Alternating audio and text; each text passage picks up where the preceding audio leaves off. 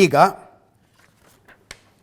ಈ ಯುದ್ಧ ಎಷ್ಟು ಬೇಗ ನಿಂತರೆ ಅಷ್ಟು ಬೇಗ ಅಷ್ಟು ಅಮೇರಿಕಕ್ಕೆ ಒಳ್ಳೆಯದು. ಎಷ್ಟು ಬೇಗ ನಿಂತರೆ ಅಷ್ಟು ಬೇಗ ಅಮೇರಿಕಕ್ಕೆ ಒಳ್ಳೆಯದು. ಅಮೇರಿಕಕ್ಕೆ ಮಾತ್ರ ಅಲ್ಲ, ಇಡೀ ಮಧ್ಯಪ್ರಾಚ್ಯಕ್ಕೆ ಅವರ ಎಕನಾಮಿಗೆ ದೊಡ್ಡ ಹೊಡೆತ ಬೀಳುತ್ತೆ. ನಮಗೆ ಅರಬ್ ರಾಷ್ಟ್ರಗಳು ಅಂದರೆ ಆಯಿಲ್ಲು ಗ್ಯಾಸು ಬರೀ ಇದಷ್ಟೇ. ಅರಬ್ ರಾಷ್ಟ್ರಗಳಲ್ಲಿನ ಪ್ರತಿಯೊಬ್ಬ ಆಡಳಿತಗಾರನಿಗೂ ಗೊತ್ತು ಇದು ಭಾಳ ದಿವಸದ ಜಾತ್ರೆ ಅಲ್ಲ ಅಂತ. ಭಾಳ ದಿವಸದ ಜಾತ್ರೆ ಅಲ್ಲ ಆಯಿಲ್ಲು. ರಿಸೋರ್ಸಸ್ ಯಾವಾಗ ಖಾಲಿ ಆಗ್ತವೋ. ಇಡೀ ಜಗತ್ತು ನಿಧಾನಕ್ಕಾಗಿ ಪೆಟ್ರೋಲು ಡೀಸೆಲ್ ಇಲ್ಲದೆ ಇರುವಂಥ ಎನರ್ಜಿ ಮೂಲವೊಂದನ್ನು ಕಂಡುಕೊಂಡರೆ ನಿಮ್ಮ ಆಯಿಲ್ ತಗೊಂಡು ಯಾರಿಗೇನಾಗಬೇಕು ಅಂತ ಅಂದುಬಿಟ್ರೆ ಅದಕ್ಕೆ ಅವರು ಇನ್ಕಮನ್ನು ಡೈವರ್ಸಿಫೈ ಮಾಡಿಕೊಂಡವು ಈ ದೇಶಗಳು.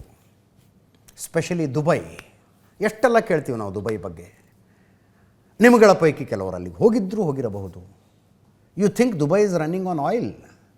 ಗ್ಯಾಸ್ ಆಯಿಲ್ ಮಾರ್ಕೊಂಡು ದುಬೈ ಹಂಗಾಗ್ತಿದೆಯಾ? ನೋ. ಅವರು ತಮ್ಮ ಇನ್ಕಮನ್ನು ಡೈವರ್ಸಿಫೈ ಮಾಡ್ಕೊಂಡಿದ್ದಾರೆ. ದೊಡ್ಡ ಪ್ರಮಾಣದಲ್ಲಿ ಟೂರಿಸಮ್ ಇದೆ ಅವರ ಹತ್ರ. ಟೂರಿಸಮ್ ಇದೆ, ರಿಯಲ್ ಎಸ್ಟೇಟ್ ಇದೆ. ತುಂಬ ಕಡಿಮೆ ಕಾರ್ಪೊರೇಟ್ ಟ್ಯಾಕ್ಸ್ ತಗೋತಾರೆ ಅವರು. ನಮ್ಮಲ್ಲಿ ಬನ್ನಿ, ಆಫೀಸ್ ಮಾಡಿ, ಬಿಸ್ನೆಸ್ ಮಾಡಿ, ಸ್ವಲ್ಪ ಟ್ಯಾಕ್ಸ್ ಕಟ್ಟಿ ಸಾಕು ಅಂತ. ಇನ್ಕಮ್ ಟ್ಯಾಕ್ಸ್ ಇಲ್ಲವೇ ಇಲ್ಲ.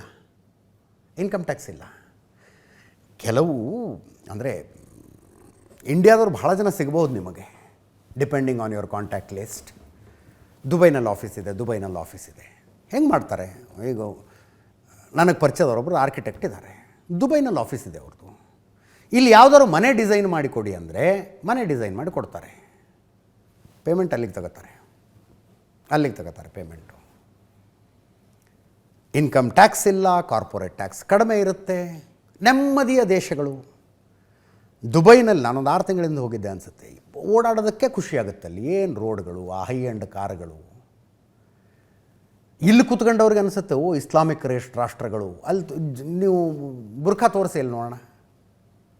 ಈ ಉದ್ದ ಗಡ್ಡ ಬಿಟ್ಕೊಂಡು ಅರಬಿಕ್ ರೀತಿಯಲ್ಲಿ ಡ್ರೆಸ್ ಹಾಕೋದು ತುಂಬ ಕಡಿಮೆ ಜನ ಇರ್ತಾರೆ. ಅಲ್ಲಿ ಟೂರಿಸಮ್ ಎಲ್ಲಿಂದ ಎಲ್ಲಿಗೋ ಹೋಗ್ಬಿಟ್ಟಿದೆ ರೀ. ರಂಜಾನಿನ ಸಂದರ್ಭದಲ್ಲಿ ಮುಸ್ಲಿಮರಿಗೆ ಪವಿತ್ರ ತಿಂಗಳದು, ತುಂಬ ಪವಿತ್ರ ತಿಂಗಳು. ಅಲ್ಲಿನ ಪಾಮ್ ಜುಮೇರಾದಲ್ಲಿ ನೋಡ್ಬೇಕು ನೀವು ರಂಜಾನು. ಅಂದರೆ ರಂಜಾನಿನ ಸಂದರ್ಭದಲ್ಲಿಯೂ ಕೂಡ ಹೆಂಗಿರುತ್ತೆ ಆ ದೇಶ ಅಂತ. ಇಲ್ಲಿ ಡ್ರೆಸ್ ಕೋಡು ಅದು ಇದು ಭಾಳ ಮಾತಾಡ್ತಾರೆ. ಅಲ್ಲಿನ ಬೀಚ್ಗಳಲ್ಲಿ ಓಡಾಡ್ಬೇಕು ನೀವು, ಹೆಂಗಿರ್ತಾವೆ ಬೀಚ್ಗಳು ಅಂತ.